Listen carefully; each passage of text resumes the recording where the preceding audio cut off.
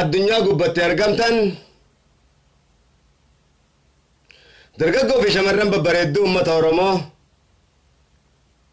kan addunyaa gubbatti argamtan nagayni kiyya kanon irraa burqe barcuma kiyya kabajamaa odaa bultuum United Kingdom irraa ana gayroo bilisummaa uummata Oromooti. Welcome ilmaan Oromoo.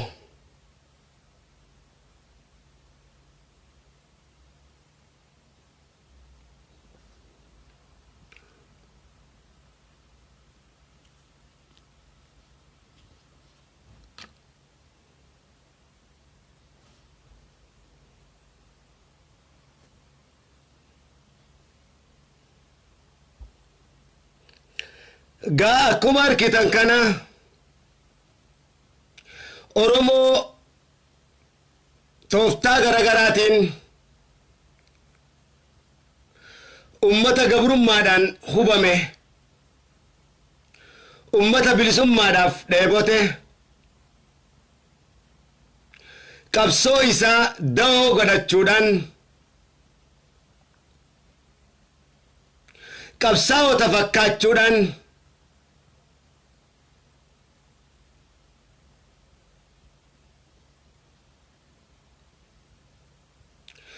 dogoggora guddaa tooftaadhaan ummata Oromoo cabsoo warri itti jiran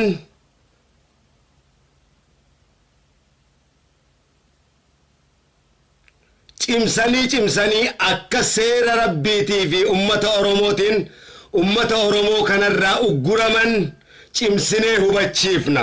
Ummanni Oromootis ibsa nuti kenninu kanarratti gurmuu ta'uudhaan ilmaan Oromoo baraaruu danda'uudha qaba. Osoo ifin qulqulleessin diina keenya qulqulleessuu hin dandeenyu jechuu keenya.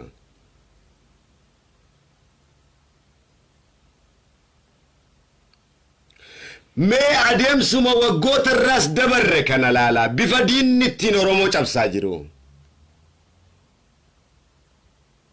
Jalqaba qabsoo qeerroon ummata Oromootii fi gootowwan Oromoo jiruu isaanii guutuu waggaa 27 itti dafqan injifannoo kana dabarsanii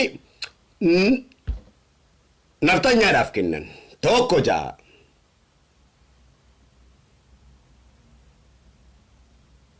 Dhiirri namaa sun hundi otoo qeerroon Oromoo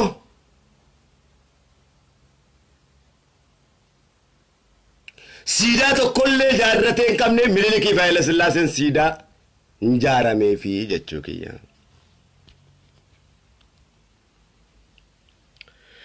Lammadataati eega san geeffatan booda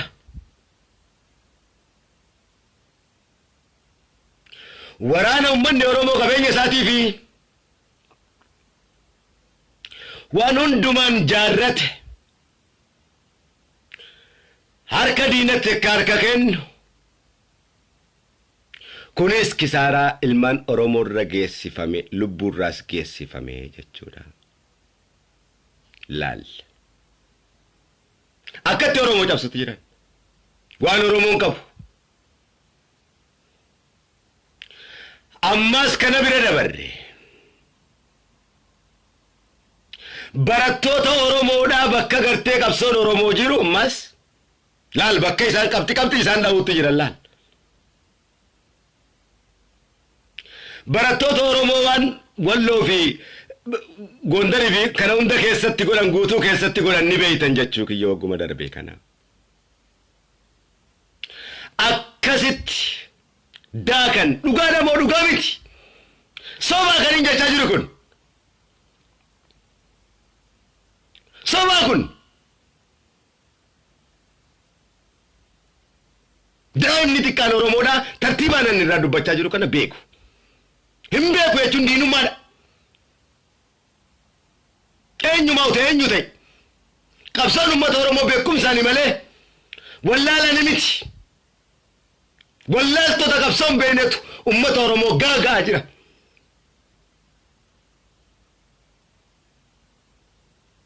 Yoo qabsoone jiru teenya tifitanne qabeenya keenya tifitanne lubbu teenya tiwarene dumarra ogaa keenya diina tinjifanno keenya ol duuba kennute wanni qabsoo inu tokko leen jiru jechuu keenya gabrummaa dawayya shanyi teenya asmaa duguina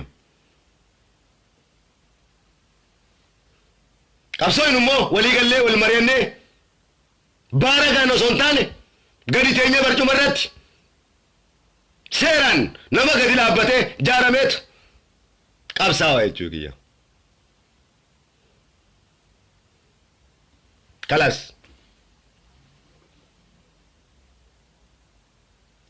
du'a ooluun gootummaadha miti.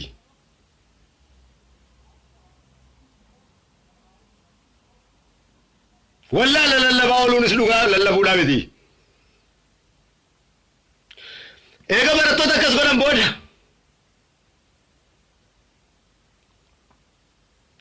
ammas deebi'anii barattoota booda ammas onni dhufe qeerroo mana hidhatti hidhaanii duraatti dhufe.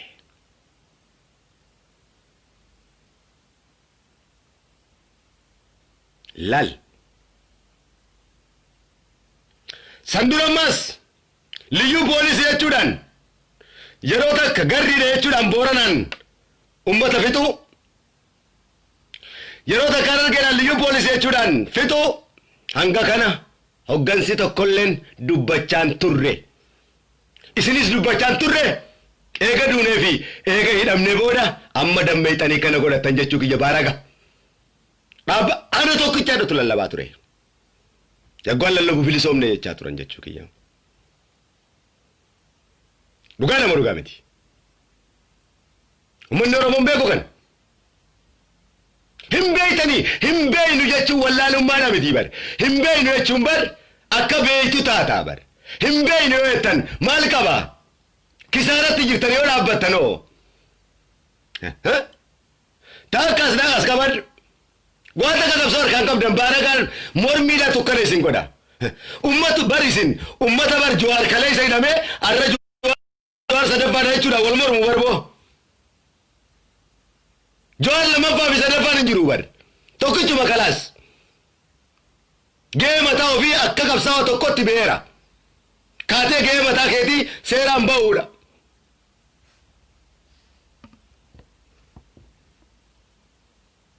Nuti kana barbaadaa jirru ma Jawaar tokko osoo hin taane Jawaar 100 barbaadaa jirra. Ka gamtaa qabu kan kutaan 11 keessatti of argu dhaaba barbaadaa jirra. Waraana miti ka barbaadaa jirru.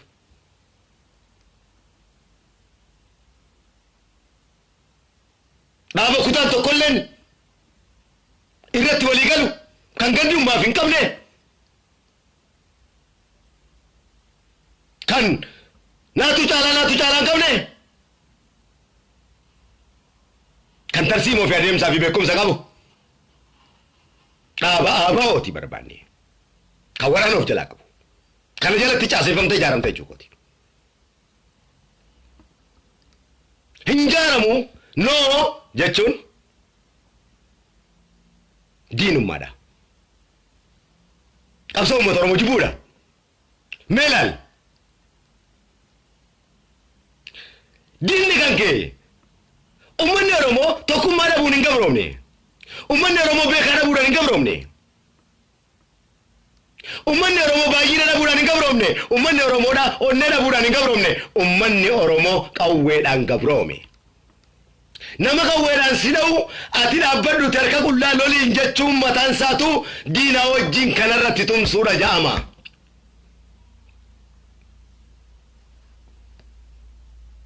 Diina wajjin tumsa guddaa ummata Oromoo irratti nama qawwee gaggeessaa jiru nama lola gaggeessaa jiru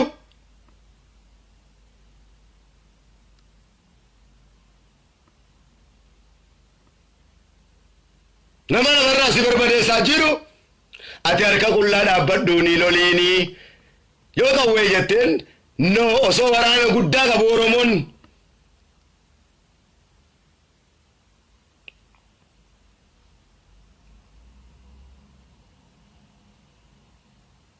kun kan deemsisu